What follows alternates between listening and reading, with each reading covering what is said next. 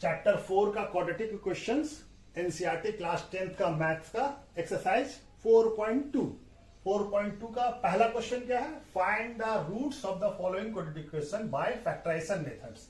ये 5 क्वेश्चंस है पहले सवाल में। फर्स्ट क्वेश्चंस में 5 डिफरेंट पार्ट्स है, तो इसका हमको क्या निकालना है? फैक्टराइजेशन मेथड से इसका रूट्स निकालना है। रूट्स मतलब एक्स का वैल्यू निकालना है। तो पहले हम मतलब एक इंट्रोडक्शन वीडियो में ही बता चुके हैं, जो बच्चे देखे तो उनको अच्छे से समझ में आ जाएगा। फिर भी हम एक कॉन्सेप्ट इसका दे देते हैं अभी लेआउट, तो कैसे हम लोग फैक्टराइजेशन मेथड से निकालते हैं, उसके बाद फिर सवाल को सॉल्व करना शुरू करते हैं। ठीक है, तो चलिए बताते हैं। पहले हमारा standard form of quadratic equation क्या होता है? ax² plus bx plus c equal to 0। तो हमारा फैक्टराइजेशन मेथड से क्या करेंगे? स्प्लिट करते हैं। किसको? ये जो x वाले टर्म है bx को स्प्लिट करते हैं, और इसके लिए क्या करते हैं? हम ac का फैक्टराइजेशन करते हैं, यानी कि a इंटू सी का हम प्राइम फैक्टर करेंगे, और उसके बाद जो टर्म आएगा हम उसको स्प्लिट करेंगे। जैसे ये वाला क्वेश्चन है, इसको स्प्लिट करके हम लोग लिखेंगे। जैसे कि ये क्या है, यहाँ पे a का टर्म क्या, पहला इक्वेशन से ही हम लोग समझने की कोशिश करते हैं कि कैसे होता है।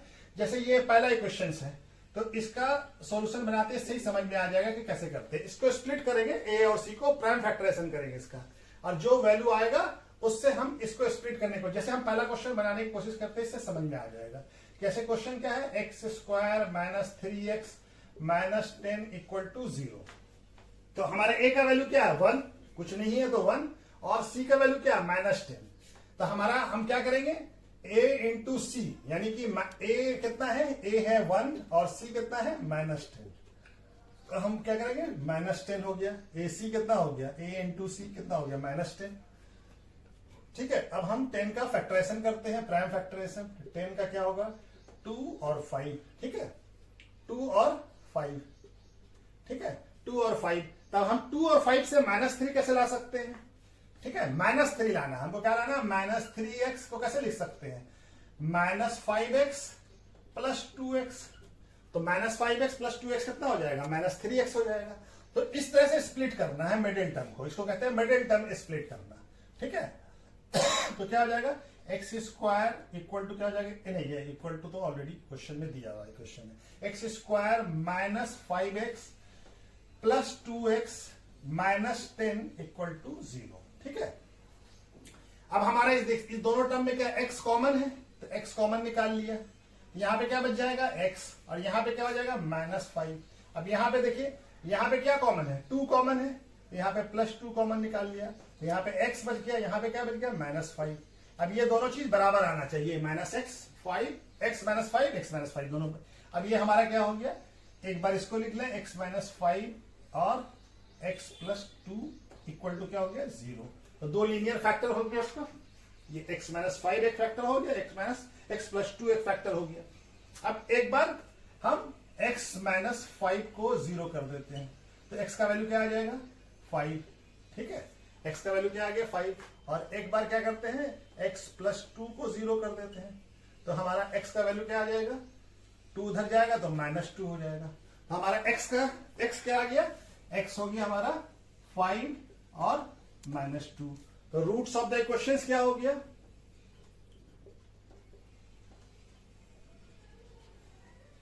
इक्वेशन क्या हो गया? 5 एंड -2। ठीक है, ये हमारा x का जो वैल्यू आएगा उसी को रूट्स कहते हैं। ठीक है, तो ये हमारा इस तरह से करेंगे। चलिए दूसरा क्वेश्चन करने की कोशिश कर लें।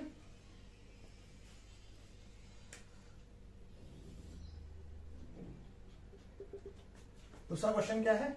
2x² minus x minus 6 equal to 0। तो हमको क्या करना है? a और c, a इंटू सी। तो 2 a क्या है? 2 है, और c क्या है? c क्या है? -6। तो कितना हो जाएगा? 2 इंटू -6 यानी कि -12। तो हमको 12 का -12 को ब्रेक करना होगा। ठीक है, इसको कैसे करेंगे? 2 क्या आ जाएगा? 6, फिर 2 और 3। हमको क्या लाना है? -x लाना है। तो हम -x को कैसे लिख सकते हैं? -x इक्वल टू क्या लिख सकते हैं? 4 और 3। तो हम हमारा माइनस आना चाहिए, तो -4x प्लस 3। यहाँ पे क्या है?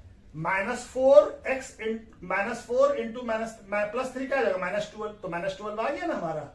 ठीक है, तो इस तरह से हम लोग ब्रेक करेंगे। तो क्या आ जाएगा? 2x² -4x plus 3x minus 6 equal to 0। अब इस दोनों में देखिए कॉमन क्या है, 2x कॉमन है तो 2x निकाल लिया। तो यहां क्या बच जाएगा x, और यहां पे क्या बच जाएगा 2, और यहां पे इस दोनों में कॉमन क्या है +3, तो x माइनस 2 इक्वल टू 0। तो एक बार क्या हो जाएगा x प्लस 3 और x माइनस 2 इक्वल टू 0। तो एक बार इसको 0 करते हैं तो x का वैल्यू क्या आ जाएगा इससे, x equal to 2x equal to -3 हो जाएगा। तो x इक्वल टू क्या हो जाएगा -3/2। ठीक है, और एक बार x माइनस 2 को 0 करते हैं तो x क्या आ जाएगा 2। तो x का क्या क्या वैल्यू आ गया -3/2, x का वैल्यू आ गया -3/2 और 2। तो रूट्स ऑफ द इक्वेशन क्या हो गया,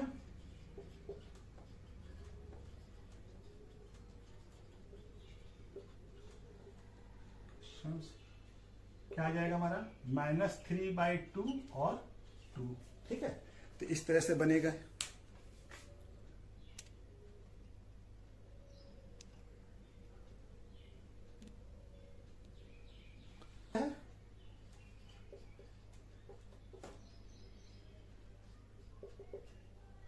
√2x² plus 7x plus 5√2 equal to 0। अब हमारा a क्या है √2 और c क्या है 5√2। तो √2 इंटू 5√2, तो √2 कितना हो जाएगा 2 हो जाएगा, 5 इंटू 2 कितना हो जाएगा 10 हो जाएगा। तो ये क्या हो जाएगा 10। तो हमको 10 का फैक्टराइजेशन करना होगा, तो 10 का क्या आएगा 2 और 5। ठीक है, 2 और 5। तो हम 7 को कैसे लिख सकते हैं, 7x को, 7x इक्वल टू क्या आ सकता है 2x प्लस 5x। ठीक है, 2x plus 5x।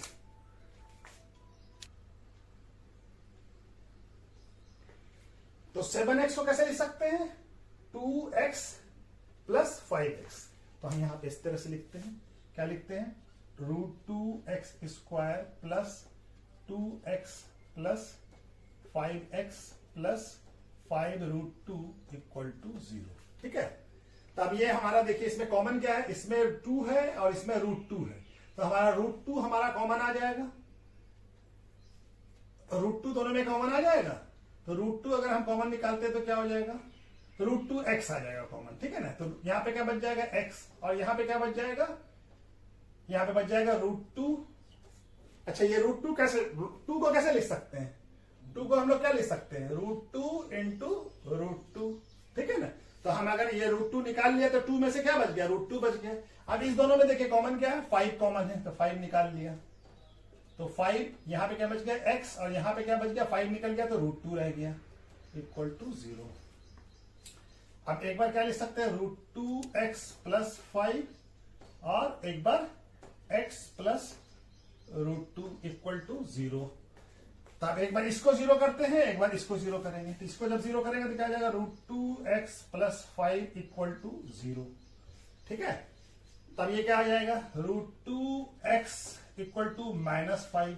x equal to क्या हो जाएगा √2 नीचे आ जाएगा, तो 5 -5 √2। दूसरी बार इसको 0 करते हैं x प्लस √2 को, तो x क्या हो जाएगा -√2। तो हमारा x का 2 वैल्यू आ गया, क्वाड्रेटिक इक्वेशन है तो 2 वैल्यू आएगा। तो एक वैल्यू क्या हो गया x इक्वल टू -5√2, और दूसरा वैल्यू आया -√2। ठीक है, तो रूट्स ऑफ द क्वेश्चन क्या हो जाएगा,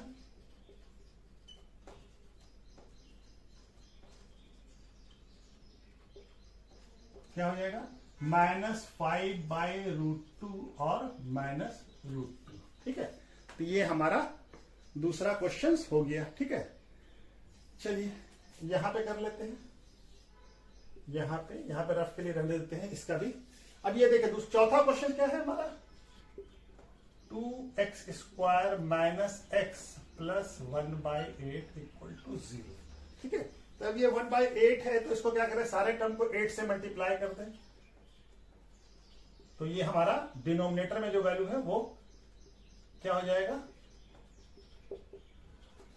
जब टर्म को मल्टीप्लाई करेंगे तो इस साइड जो है उसको भी मल्टीप्लाई करेंगे। ठीक है ना, तो ये क्या हो जाएगा 8 इंटू 2 कितना हो जाएगा 16x², और यहाँ पे -1 है तो ये क्या हो जाएगा -8। ये इसलिए कर रहे हैं कि हमारा फ्रैक्शन में नहीं रहे, आसानी हो जाए। और 8 इंटू 1/8 कितना हो जाएगा 1, और ये 0 से मल्टीप्लाई करेंगे तो 0। अब ये क्वाड्रेटिक इक्वेशन हमारा ax² plus bx plus c के फॉर्म में अच्छे से आ गया। अब इसका हमारा क्या है, a और c का फैक्टराइजेशन करते थे। a और c क्या है 1 इंटू सी 16, कितना हो गया 16, तो 16 का फैक्टराइजेशन कर लीजिए। तो 2 8 फिर 2 4 फिर 2 2, हमारा क्या आ गया, हमको क्या लाना है -8। तो -8 को कैसे लिख सकते हैं, यहां पे क्या है ये 4 हो गया और ये भी 4 हो गया, -4 -4, तो -4 कितना हो जाएगा -8। ठीक है, तो ये हम लिखते हैं इसको 16x² -4x plus 1 equal to 0। अब इस दोनों में देखिए कॉमन क्या है, 4x कॉमन है तो 4x निकाल लिया। यहां क्या बच गया 4x -1, और यहां पे क्या है, दोनों में कोई कॉमन नहीं है, -1 ले लेते हैं तो ये भी हो जाएगा 4x, और ये माइनस है प्लस है, ये माइनस हो जाएगा क्योंकि माइनस इंटू माइनस क्या हो जाता है प्लस। तो ये हमारा वैल्यू आ गया। अब हमारा क्या हो गया 4x -1 और 4x -1 इक्वल टू 0। तो दोनों इक्वल रूट्स है, ये वाला सवाल दोनों इक्वल रूट्स का है। तो ये एक बार इसको जरूर कीजिए, दोनों एक ही वैल्यू है, ठीक है ना, तो फिर भी निकालना पड़ेगा इक्वल टू 1। तो x इक्वल टू क्या हो जाएगा 1/4। ठीक है, दूसरी बार 4x -1 इक्वल टू 0, तो 4x इक्वल टू क्या हो जाएगा 1, तो x इक्वल टू क्या हो जाएगा 1/4। तो x का दो वैल्यू क्या आया, सेम वैल्यू आया है, x इक्वल टू 1/4 और 1/4। तो रूट्स ऑफ द इक्वेशन क्या हो जाएगा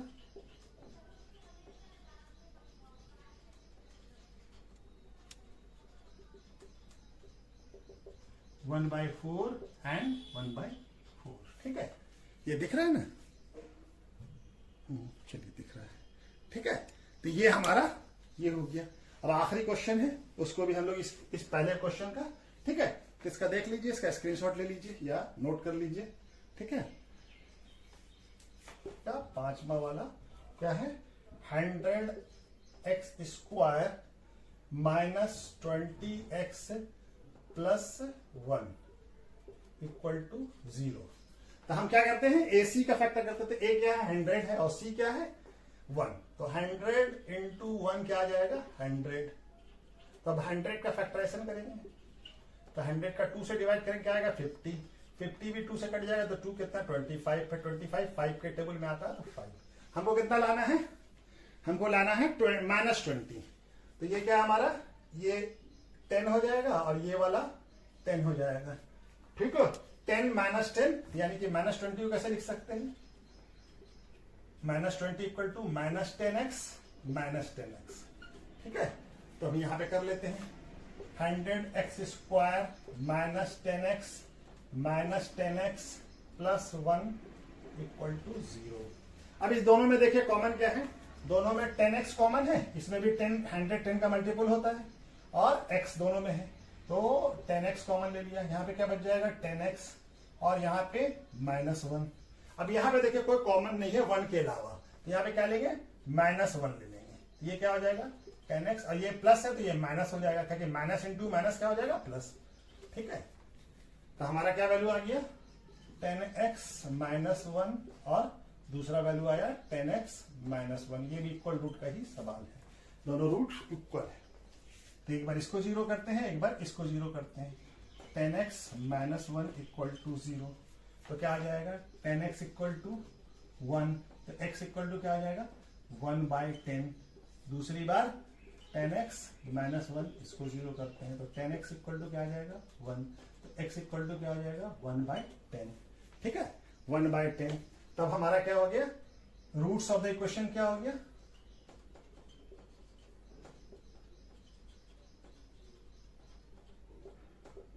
1/10 एंड 1/10।